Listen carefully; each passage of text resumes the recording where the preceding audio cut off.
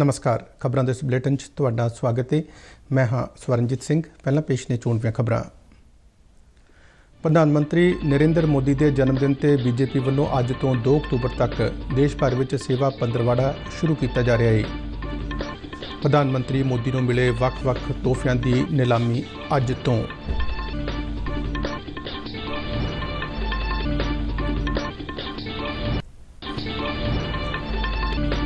Shanghai सहयोग संगठन की शिखर कानफ्रेंस में हिस्सा लैण तो बाद प्रधानमंत्री मोदी भारत लई रवाना। अगले वरे होने वाली शंघाई सहयोग संगठन शिखर कानफ्रेंस की मेज़बानी भारत को सौंपी गई। पंजाब सरकार वालों खेतों में पराली को साड़न तो रोकने लिए वड्डी पद्धर ते मुहिम शुरू करने का ऐलान। हुण खबरां विस्तार नाल। प्रधानमंत्री नरेंद्र मोदी का अज जन्मदिन है। भारतीय जनता पार्टी इस मौके अज तो लैके 2 अक्तूबर तक देश भर में सेवा पंद्रवाड़े का आयोजन करेगी।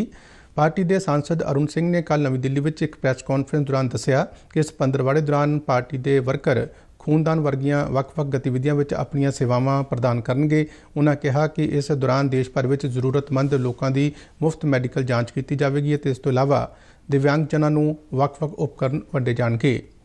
अरुण सिंह ने कहा कि एक कोविड रोको टीकाकरण अभियान चलाया जाएगा। उन्होंने कहा कि 2025 तक भारत को टीबी मुक्त बनाने के प्रधानमंत्री नरेंद्र मोदी के सदे मुताबक भारतीय जनता पार्टी के वर्कर टीबी रोगियों को गोद भी लैणगे।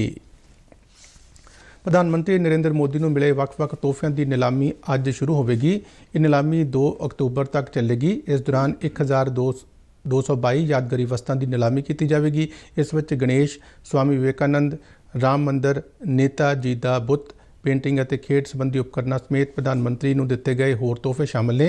नवी दिल्ली में पत्रकारों नाल गलबात करदिआं केंद्रीय सभ्याचार मंत्री जी किशन रेड्डी ने कहा कि नरेंद्र मोदी पहले प्रधानमंत्री ने जिहड़े नमामि गंगे राहीं गंगा नदी को बचाउण दे शुभ काम लई सारे तोहफिਆਂ की नीलामी कर रहे हैं। उन्होंने कहा कि तोहफिਆਂ की कीमत 100 रुपये तो 5 लाख रुपये तक है। प्रधानमंत्री नरेंद्र मोदी चीता प्रोजैक्ट तहत अज मध्य प्रदेश के कूनो राष्ट्रीय पार्क में चीतियां को कुदरती माहौल में छड्डणगे। वड्डे मांसाहारी जंगली जानवरों के तबादले की दुनिया का यह पहला प्रोजैक्ट है। इन्हां चीतियां को एक MOU तहत नामीबिया तो लिया गया है। यह प्रोजैक्ट चीतियां के कुदरती वास को पुनर्जीवित करन ते भारत के जंगली जीवन में विभिन्नता लियाउण दे प्रधानमंत्री मोदी के यत्नां का हिस्सा है। 1952 में भारत में चीतियां के खत्म होने का ऐलान किया गया सी।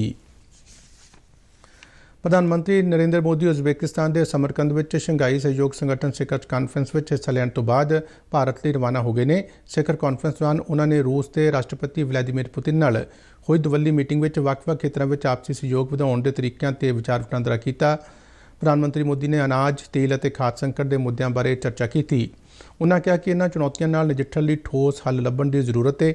उन्होंने रूस यूक्रेन संघर्ष दौरान भारतीय विद्यार्थियों की सुरक्षित निकासी में मदद लिए रूस और यूक्रेन का धन्यवाद किया। प्रधानमंत्री मोदी ने लोकतंत्र, कूटनीति और गलबात के महत्व पर जोर दिता। चिंता है और खास करके डेवलपिंग कंट्रीज को फूड सिक्योरिटी के, फ्यूल सिक्योरिटी की, फर्टिलाइजर की ऐसी जो समस्याएं हैं हमें जरूर उनके रास्ते निकालने होंगे और आपने भी उसमें पहल करनी होगी। उन विषयों पर भी आज चर्चा करने का मौका मिलेगा। एक्सेलेंसी, मैं आपका और यूक्रेन दोनों का इस बात के लिए आभार व्यक्त करना भी चाहूंगा क्योंकि जब शुरू के दिनों में इस संकट के काल में हमारे हजारों स्टूडेंट्स यूक्रेन में फंसे हुए थे, आपकी और यूक्रेन की मदद से हमारे स्टूडेंट को हम सुरक्षित रूप से बाहर निकाल पाए, उनके घर तक हम पहुंचा पाए और इसके लिए मैं आप दोनों देशों का आभारी हूं। एक्सेलेंसी, मैं जानता हूं कि आज का युग युद्ध का है नहीं और हमने फोन पर भी कई बार आपसे इस विषय में बात की है कि डेमोक्रेसी और डिप्लोमेसी और डायलॉग ये सारी बातें ऐसी हैं कि जो दुनिया को एक स्पर्श करती हैं। आने वाले दिनों में शांति के रास्ते पर हम कैसे बढ़ सके उसके विषय में जरूर आज हमें चर्चा करने का मौका मिलेगा। आपका व्यू पॉइंट समझने का मुझे भी एक अवसर मिलेगा।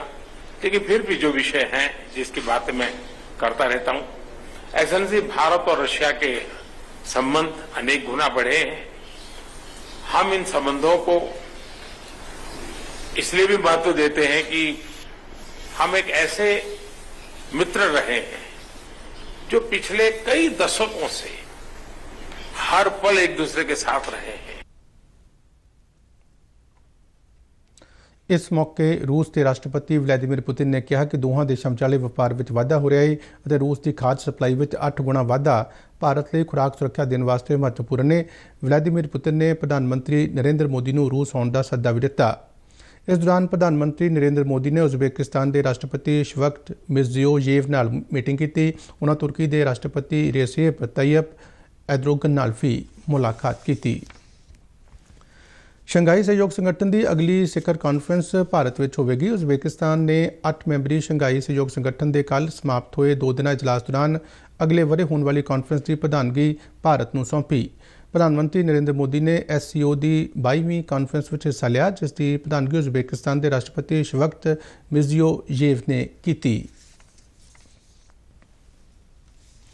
रक्षा मंत्री राजनाथ सिंह ने भरोसा प्रगटाया कि भारत 2025 तक 1,75,000 करोड़ रुपए के रक्षा उत्पादन के टीचे को पूरा करके रक्षा खेत्र में आत्म निर्भरता हासिल कर लेगा। इस टीचे में 35,000 करोड़ रुपए की बरामद भी शामिल है। नवी दिल्ली में एक समागम दौरान उन्होंने स्पष्ट किया कि आत्म निर्भरता का मतलब अड रहने तो नहीं है, बल्कि भारत का संकल्प दुनिया को उम्मीद ते राहत प्रदान करने तो है।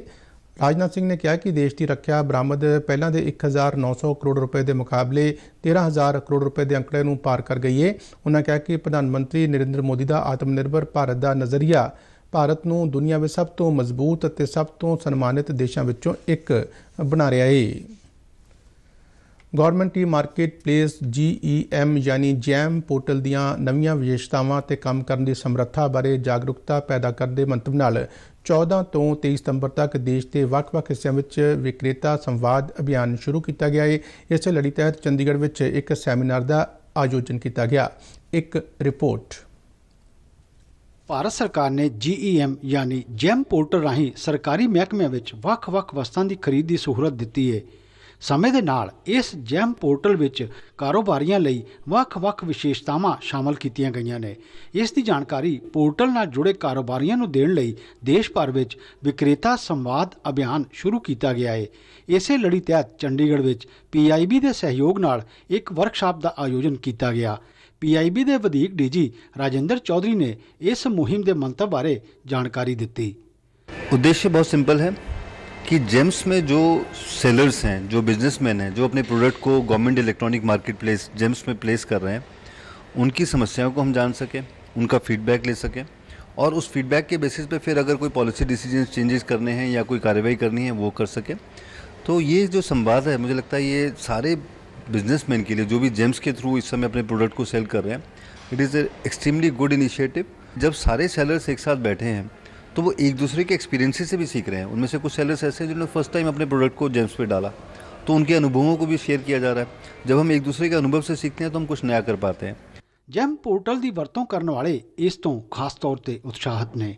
अपने तजर्बे साझे करदियां उन्होंने दस्सिया, पहले हम सिर्फ ट्रेडर थे, बट जैम की वजह से हम OEM रजिस्टर कर पाए, अपना मैन्युफैक्चरिंग शुरू कर पाए हैं। 2021 में हमने जैम पर अकाउंट बनाया था जनवरी में, और जैम के थ्रू काफ़ी बिजनेस कर पाए। डायरेक्ट ऑर्डर्स मिलने लगे, जहां हम नहीं पहुंच सकते थे वहां से भी ऑर्डर मिला, और हम ओवरऑल 2 करोड़ का बिजनेस सिर्फ जैम से कर पाए हैं पिछले साल में। सो मैं बहुत ही धन्यवाद देना चाहूँगी जैम टीम को और हम भारत की सरकार को, जिन्होंने ये इनिशिएटिव लिया और हमारे जैसे बिजनेस ओनर्स के लिए ये फ़ायदा पहुँचाया। गवर्नमेंट ने बहुत अच्छा शुरुआत करी और मैंने उसको यूज़ करके last time approx 1 lakh to 5 lakh के बिजनेस किए, सिर्फ ITR, GST और डिफरेंट टाइप्स ऑफ सर्विसेज से, ओनली सर्विसेज। अब मैं धीरे धीरे उसको एक्सपेंड कर रहा हूँ, प्रोडक्ट में भी डील करूँगा। एक्चुअली मैं फार्मा लाइन का मुझे नॉलेज है क्योंकि उधर ही मैंने काम किया है, तब फार्मा के भी प्रोडक्ट को मैं बस जैम से मेरा एक रिक्वेस्ट है कि बीच बीच में इसी टाइप से, जैसे आप लोगों का बहुत अच्छा ये मीडिया के तरफ से को पार्टनर में इन्होंने शुरू किया तो बहुत कुछ सीखने को मिला। जैम पोर्टल भ्रष्टाचार मुक्त ते आत्मनिर्भर भारत के निर्माण का एक असरदार माध्यम है। इस राही विक्रेता अपने उत्पादों को आसानी नाल बेच सकते हैं। ब्यूरो रिपोर्ट के नाल शिशु शर्मा शांतल, दूरदर्शन समाचार, जलंधर। ਪੰਜਾਬ ਸਰਕਾਰ ਨੇ ਖੇਤਾਂ ਵਿੱਚ ਪਰਾਲੀ ਨੂੰ ਸਾੜਨ ਤੋਂ ਰੋਕਣ ਲਈ ਵੱਡੀ ਪੱਧਰ ਤੇ ਮੁਹਿੰਮ ਸ਼ੁਰੂ ਕਰਨ ਦਾ ਐਲਾਨ ਕੀਤਾ ਹੈ। ਪੰਜਾਬ ਦੇ ਖੇਤੀਬਾੜੀ ਮੰਤਰੀ ਕੁਲਦੀਪ ਸਿੰਘ ਧਾਲੀਵਾਲ ਨੇ ਚੰਡੀਗੜ੍ਹ ਵਿੱਚ ਸੂਬੇ ਦੇ ਸਾਰੇ ਹੀ ਜ਼ਿਲ੍ਹਿਆਂ ਦੇ ਖੇਤੀ ਅਧਿਕਾਰੀਆਂ ਨਾਲ ਇੱਕ ਮੀਟਿੰਗ ਦੌਰਾਨ ਪਰਾਲੀ ਨੂੰ ਸਾੜਨ ਤੋਂ ਰੋਕਣ ਦਾ ਬਲੂ ਪ੍ਰਿੰਟ ਲਾਗੂ ਕਰਨ ਦੇ ਮੁੱਦੇ ਤੇ ਵਿਚਾਰ ਵਟਾਂਦਰਾ ਕੀਤਾ। ਉਨ੍ਹਾਂ ਕਿਹਾ ਕਿ ਪਰਾਲੀ ਨੂੰ ਸਾੜਨ ਤੋਂ ਰੋਕਣਾ ਸੂਬੇ ਲਈ ਇੱਕ ਵੱਡੀ ਚੁਣੌਤੀ ਹੈ ਤੇ ਇਸ ਨਾਲ ਪੈਦਾ ਹੋਣ ਵਾਲੇ ਪ੍ਰਦੂਸ਼ਣ ਦਾ ਮੁੱਦਾ ਰਾਸ਼ਟਰ ਅਤੇ ਅੰਤਰਰਾਸ਼ਟਰੀ ਪੱਧਰ ਤੇ ਚੁੱਕਿਆ ਜਾ ਰਿਹਾ ਹੈ, ਜਿਸ ਨਾਲ ਪੰਜਾਬ ਦੀ ਸਾਖ ਨੂੰ ਧੱਕਾ ਲੱਗ ਰਿਹਾ ਹੈ। ਉਨ੍ਹਾਂ ਕਿਹਾ ਕਿ ਕਿਸਾਨਾਂ ਨੂੰ ਸਬਸਿਡੀ ਤੇ ਖੇਤੀ ਉਪਕਰਨ ਮੁਹੱਈਆ ਕਰਾਉਣਾ, ਪਰਾਲੀ ਨੂੰ ਸਾੜਨ ਵਿਰੁੱਧ ਜਾਗਰੂਕਤਾ ਮੁਹਿੰਮ ਚਲਾਉਣ ਅਤੇ ਡੀਕੰਪੋਜ਼ਰ ਸਪਰੇਅ ਵਰਗੇ ਠੋਸ ਕਦਮਾਂ ਸਮੇਤ ਕਈ ਨਵੇਂ ਵਿਗਿਆਨਕ ਢੰਗ ਤਰੀਕਿਆਂ ਨੂੰ ਲਾਗੂ ਕਰਨ ਦਾ ਫੈਸਲਾ ਕੀਤਾ ਗਿਆ ਹੈ। ਉਨ੍ਹਾਂ ਅਧਿਕਾਰੀਆਂ ਨੂੰ ਕਿਹਾ ਕਿ ਇਸ ਕੰਮ ਨੂੰ ਕਾਗਜ਼ੀ ਤੌਰ ਤੇ ਪੂਰਾ ਕਰਨ ਦੀ ਬਜਾਏ ਜ਼ਮੀਨੀ ਪੱਧਰ ਤੇ ਵਿਹਾਰਕ ਤੌਰ ਤੇ ਕੀਤਾ ਜਾਣਾ ਚਾਹੀਦਾ ਹੈ। ਉਨ੍ਹਾਂ ਅਧਿਕਾਰੀਆਂ ਨੂੰ ਹਦਾਇਤ ਕੀਤੀ ਕਿ ਖੇਤੀ ਵਿਭਾਗ ਦੇ ਕਿਸੇ ਵੀ ਅਧਿਕਾਰੀ ਜਾਂ ਕਰਮਚਾਰੀ ਨੂੰ 7 ਨਵੰਬਰ ਤੱਕ ਛੁੱਟੀ ਨਾ ਦਿੱਤੀ ਜਾਵੇ। ਪੰਜਾਬ ਵਿਜੀਲੈਂਸ ਬਿਊਰੋ ਨੇ ਭ੍ਰਿਸ਼ਟਾਚਾਰ ਵਿਰੁੱਧ ਵਿੱਢੀ ਮੁਹਿੰਮ ਦੌਰਾਨ ਲੁਧਿਆਣਾ ਇੰਪਰੂਵਮੈਂਟ ਟਰੱਸਟ ਦੇ 3 ਹੋਰ ਅਧਿਕਾਰੀਆਂ ਤੇ ਇੱਕ ਵਿਚੋਲੀਏ ਨੂੰ LDP ਸਕੀਮ ਅਧੀਨ ਰਿਹਾਇਸ਼ੀ ਪਲਾਂਟਾਂ ਦੀ ਅਲਾਟਮੈਂਟ ਵਿੱਚ ਹੋਏ ਭ੍ਰਿਸ਼ਟਾਚਾਰ ਦੇ ਮਾਮਲੇ ਵਿੱਚ ਗ੍ਰਿਫਤਾਰ ਕੀਤਾ ਹੈ। ਬਿਊਰੋ ਦੇ ਇੱਕ ਬੁਲਾਰੇ ਨੇ ਚੰਡੀਗੜ੍ਹ ਵਿੱਚ ਦੱਸਿਆ ਕਿ ਗ੍ਰਿਫਤਾਰ ਕੀਤੇ ਗਏ ਅਧਿਕਾਰੀਆਂ ਵਿੱਚ ਇੱਕ ਕਾਰਜਕਾਰੀ ਇੰਜੀਨੀਅਰ, 2 ਜੂਨੀਅਰ ਇੰਜੀਨੀਅਰ ਅਤੇ ਇੱਕ ਵਿਚੋਲੀਆ ਸ਼ਾਮਲ ਹੈ, ਜਦਕਿ ਇੱਕ ਹੋਰ ਕਾਰਜਕਾਰੀ ਇੰਜੀਨੀਅਰ ਨੂੰ ਇਸੇ ਮਾਮਲੇ ਵਿੱਚ ਨਾਮਜ਼ਦ ਕੀਤਾ ਗਿਆ ਹੈ, ਪਰ ਉਸ ਦੀ ਅਜੇ ਤੱਕ ਗ੍ਰਿਫਤਾਰੀ ਨਹੀਂ ਹੋਈ ਹੈ। ਬੁਲਾਰੇ ਨੇ ਦੱਸਿਆ ਕਿ ਇਨ੍ਹਾਂ ਸਾਰਿਆਂ ਵਿਰੁੱਧ 14 ਜੁਲਾਈ ਨੂੰ ਲੁਧਿਆਣਾ ਵਿੱਚ ਭ੍ਰਿਸ਼ਟਾਚਾਰ ਰੋਕੂ ਕਾਨੂੰਨ ਦੀ ਧਾਰਾ 7 ਅਤੇ 7A ਅਤੇ IPC ਧਾਰਾ 120B ਅਧੀਨ ਮਾਮਲਾ ਦਰਜ ਕੀਤਾ ਗਿਆ ਸੀ। ਪਠਾਨਕੋਟ ਜ਼ਿਲ੍ਹੇ ਦੇ ਧਾਰ ਬਲਾਕ ਦੇ ਨਿਆਣੀ ਵਿਖੇ ਬਾਗਬਾਨੀ ਮਹਿਕਮੇ ਵੱਲੋਂ ਸੈਰੀਕਲਚਰ ਮੇਲੇ ਦਾ ਆਯੋਜਨ ਕੀਤਾ ਗਿਆ। ਪੰਜਾਬ ਦੇ ਕੈਬਨਿਟ ਮੰਤਰੀ ਫੌਜਾ ਸਿੰਘ ਸਰਾਰੀ ਨੇ ਇਸ ਮੌਕੇ ਹੋਏ ਸਮਾਗਮ ਦੀ ਪ੍ਰਧਾਨਗੀ ਕੀਤੀ। ਬਾਗਬਾਨੀ ਮਹਿਕਮੇ ਤੋਂ ਇਲਾਵਾ ਹੋਰਨਾਂ ਮਹਿਕਮਿਆਂ ਨੇ ਵੀ ਆਪੋ ਆਪਣੇ ਸਟਾਲ ਲਗਾ ਕੇ ਕਿਸਾਨਾਂ ਨੂੰ ਖੇਤੀਬਾੜੀ ਤੇ ਬਾਗਬਾਨੀ ਸੰਬੰਧੀ ਜਾਣਕਾਰੀ ਦਿੱਤੀ।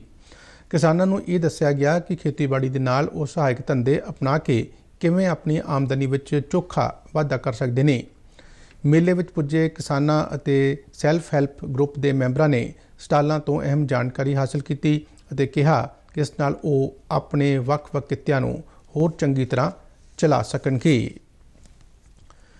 ਪੰਜਾਬ ਰਾਜ ਪਾਵਰ ਕਾਰਪੋਰੇਸ਼ਨ ਵੱਲੋਂ ਜਲੰਧਰ ਵਿੱਚ ਇੱਕ ਮੀਟਿੰਗ ਦਾ ਆਯੋਜਨ ਕੀਤਾ ਗਿਆ, ਜਿਸ ਦੌਰਾਨ ਪੈਨਸ਼ਨਰ ਦੀਆਂ ਪੈਨਸ਼ਨ ਸੰਬੰਧੀ ਸ਼ਿਕਾਇਤਾਂ ਦਾ ਨਿਪਟਾਰਾ ਕੀਤਾ ਗਿਆ। ਇਸ ਮੌਕੇ ਉਪ ਮੁੱਖ ਇੰਜੀਨੀਅਰ ਸੁਖਵਿੰਦਰ ਸਿੰਘ ਨੇ ਕਿਹਾ ਕਿ ਪੈਨਸ਼ਨਰਾਂ ਦੇ ਮਾਮਲਿਆਂ ਤੇ ਨਿਪਟਾਰੇ ਦੇ ਨਾਲ ਇਸ ਸਾਲ 1 ਜੁਲਾਈ ਤੋਂ 30 ਜੂਨ 2023 ਵਿਚਾਲੇ ਰਿਟਾਇਰ ਹੋਣ ਵਾਲੇ ਤਕਰੀਬਨ 2300 ਮੁਲਾਜ਼ਮਾਂ ਨਾਲ ਜੁੜੇ ਪੈਨਸ਼ਨ ਦੇ ਮਾਮਲਿਆਂ ਤੇ ਵੀ ਵਿਚਾਰ ਕੀਤਾ ਗਿਆ, ਤਾਂ ਜੋ ਉਹਨਾਂ ਨੂੰ ਰਿਟਾਇਰਮੈਂਟ ਦੇ ਲਾਭ ਸਮੇਂ ਸਿਰ ਮਿਲਣਾ ਯਕੀਨੀ ਹੋ ਸਕੇ। ਸੁਖਵਿੰਦਰ ਸਿੰਘ ਨੇ ਦੱਸਿਆ ਕਿ ਪੈਨਸ਼ਨਰਾਂ ਦੀ ਸਹੂਲਤ ਲਈ ਕਾਰਪੋਰੇਸ਼ਨ ਨੇ ਇੱਕ ਪੈਨਸ਼ਨ ਹੈਲਪਲਾਈਨ ਦੀ ਸਥਾਪਨਾ ਵੀ ਕੀਤੀ ਹੈ। ਖਬਰਾਂ ਦੇ ਬੁਲੇਟਿਨ ਸਾਡੇ ਦਰਸ਼ਕ RNUDDK ਜਲੰਧਰ ਦੇ YouTube ਚੈਨਲ, Facebook ਪੇਜ ਅਤੇ Twitter ਹੈਂਡਲ ਤੇ ਵੀ ਦੇਖ ਸਕਦੇ ਨੇ। ਬੁਲੇਟਿਨ ਦੇ ਅਖੀਰ ਵਿੱਚ ਚੋਣਵੀਆਂ ਖਬਰਾਂ ਇੱਕ ਵਾਰ ਫਿਰ ਤੋਂ। ਪ੍ਰਧਾਨ ਮੰਤਰੀ ਨਰਿੰਦਰ ਮੋਦੀ ਦੇ ਜਨਮ ਦਿਨ ਤੇ BJP ਵੱਲੋਂ ਅੱਜ ਤੋਂ 2 ਅਕਤੂਬਰ ਤੱਕ ਦੇਸ਼ ਭਰ ਵਿੱਚ ਸੇਵਾ ਪੰਦਰਵਾੜਾ ਸ਼ੁਰੂ ਕੀਤਾ ਜਾ ਰਿਹਾ ਹੈ। ਪ੍ਰਧਾਨ ਮੰਤਰੀ ਮੋਦੀ ਨੂੰ ਮਿਲੇ ਵੱਖ-ਵੱਖ ਤੋਹਫਿਆਂ ਦੀ ਨਿਲਾਮੀ ਅੱਜ ਤੋਂ।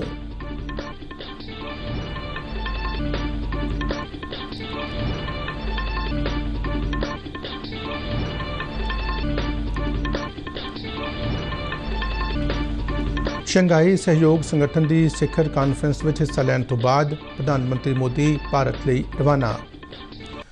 ਅਗਲੇ ਵਰ੍ਹੇ ਹੋਣ ਵਾਲੀ ਸ਼ੰਘਾਈ ਸਹਿਯੋਗ ਸੰਗਠਨ ਸਿਖਰ ਕਾਨਫਰੰਸ ਦੀ ਮੇਜ਼ਬਾਨੀ ਭਾਰਤ ਨੂੰ ਸੌਂਪੀ ਗਈ।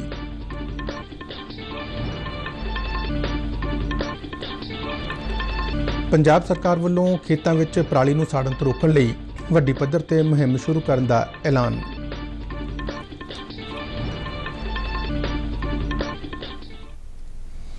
ਇਸ ਦੇ ਨਾਲ ਹੀ ਖਬਰਾਂ ਦਾ ਇਹ ਬੁਲੇਟਿਨ ਖਤਮ ਹੋਇਆ। ਇਜਾਜ਼ਤ ਦਿਓ। ਨਮਸਕਾਰ।